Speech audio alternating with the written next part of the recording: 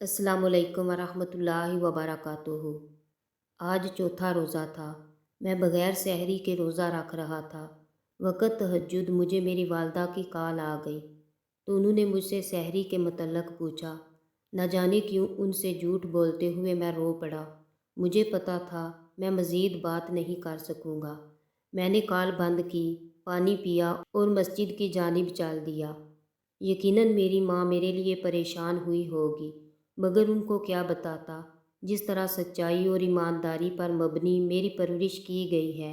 इस तरह से परवरिश पाकर इस दुनिया के साथ चलना मेरे लिए मुमकिन नहीं है। आंसू बह रहे थे। मैं वज़ू बनाकर मस्जिद में दाखिल हुआ और तहज्जुद की नीयत बांध कर खड़ा हो गया। भूख से डोलता वजूद जब अल्लाह ताला के सामने झुका तो जिस्म को सुकून महसूस हुआ, मगर आंखों से बहते आंसुओं की रवानी तेज़ हो गई। मैंने तहज्जुद के बाद भी रब से कोई शिकवा नहीं किया, बस इतना कहा, या अल्लाह मुझे हिदायत दे, हिदायत पर कायम रख।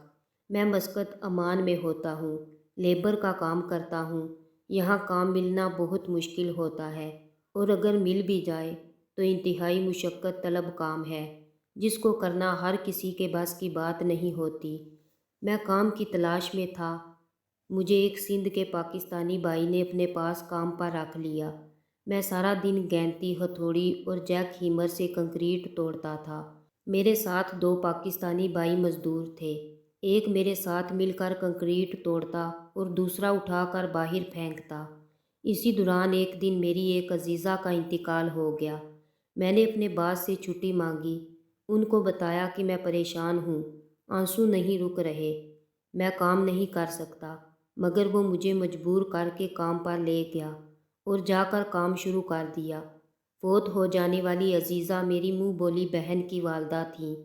वो मुझे मेरी वालदा से ज़्यादा अजीज़ थी। मैंने बहुत ज़्यादा दुआएं उनकी सेहत याबी और उम्र दराजी के लिए की थीं। अल्लाह ताला से ये तक कहा था, अगर उनकी ज़िंदगी ख़त्म ही है तो मेरी ज़िंदगी उनको लगा दे, मगर मेरी दुआ कबूल नहीं हुई। मेरी अजीज़ा फ़ौत हो गई और मुझे यूं लगा जैसे मेरी सगी माँ फ़ौत हो गई। एक मुझे उनकी मौत का दुख था और दूसरा जब अपनी बहन के मुतल्लक सोचता तो मुझे और भी ज़्यादा दुख होता। मगर इस हालत में भी मैं काम पर आ गया और काम के दौरान कंक्रीट तोड़ते हुए नीचे एक छोटी सी केबल आई जो नज़र नहीं आ रही थी और मेरे साथी से गैंती मारते हुए कट गई। जब कंक्रीट बाहर फेंकी तो केबल कट जाने का पता चला, जिस पर हमारे पाकिस्तानी बॉस सिंध से ताल्लुक़ रखने वाले सर मोहसिन भी मौका पर पहुंच गए। उन्होंने केबल कट जाने को हमारा जुर्म गर्दानते हुए हम लोगों की 3-3 महीने की सैलरी जो पहले ही उनके पास थी वो काट ली और हमें काम से फारिग कर दिया। मैंने दोस्तों के साथ मिलकर लाख मिन्नत समाजत की, मगर वो ना माने। मेरे दोस्तों के यहाँ रिश्तेदार थे, वो उनके पास चले गए, मगर मेरा अल्लाह ताला के सिवा कोई नहीं था। तो मैं चुप करके अपने कमरे पर आ गया। मेरे पास खाने के भी पैसे नहीं होते। मैं रात को 10-11 बजे रोटी खा लेता हूँ ताकि वो रात का खाना और सुबह की सहरी दोनों हो जाए। मैं ज़ुबान से बद्दुआ नहीं देता, मगर मेरे दिल में हर वक्त तकलीफ़ रहती है। मैंने आप बीती अपनी वालदा साहिबा को बताई। यकीन करें मेरे दिल में इतनी तकलीफ़ थी कि मुझे खुदकुशी कर जाने का भी ख्याल आया, मगर वालदा साहिबा ने मुझे ये हदीस सुनाकर तसल्ली दी। हमसे यूसुफ बिन मोहम्मद ने बयान किया, कहा कि मुझसे याह्या बिन सलीम ने बयान किया, उनसे इस्माइल बिन उमिया ने, उनसे सैयद बिन अबी सैयद ने और उनसे अबू हुरैरा रज़ी अल्लाह ताला अन्हो ने कि रसूल अल्लाह सल्लल्लाहु अलैहि वसल्लम ने बताया कि अल्लाह ताला फरमाता है कि 3 किस्म के लोग ऐसे हैं कि जिनका क़यामत में मैं खुद मुद्दई बनूंगा। एक तो वो शख्स कि जिसने मेरे नाम पर अहद किया और फिर वादा खिलाफ़ी की।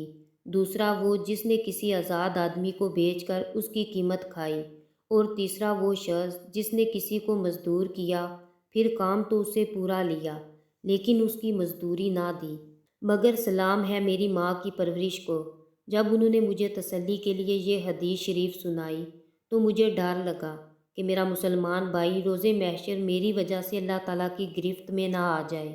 लिहाजा मैंने अल्लाह ताला से कहा, या अल्लाह उसको अजाब नहीं हिदायत दे, वो मेरे नबी करीम सल्लल्लाहु अलैहि वसल्लम का उम्मती है اور میں کس طرح چاہ سکتا ہوں کہ میری وجہ سے میرے نبی کریم صلی اللہ علیہ وآلہ وسلم کا امتی اللہ تعالیٰ کے عذاب کا شکار ہو۔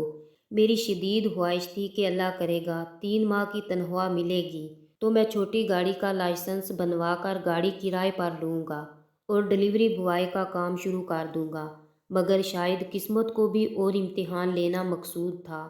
خدا گواہ ہے، مسقط امان کی اس گرمی میں بھی مجھے دوران روزہ پیاس سے زیادہ بھوک لگتی ہے، کیونکہ میں پیٹ بھر کر کھانا نہیں کھا سکتا۔ میں جتنا پریشان ہوں، شاید خودکشی حرام نہ ہوتی تو مر گیا ہوتا۔